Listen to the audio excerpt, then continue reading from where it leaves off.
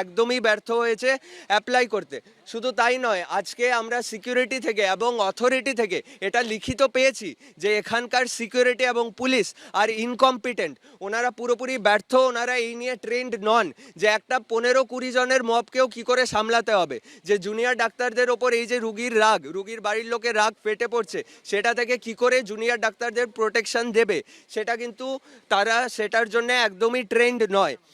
তাছাড়া এই যে একটা আউটপোস্ট খুলেছে আমাদের এখানে, এই আউটপোস্টেও কিন্তু আমরা বারবার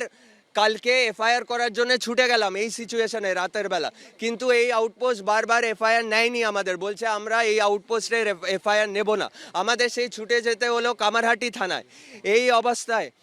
আর তাছাড়া এখানকার অথরিটি,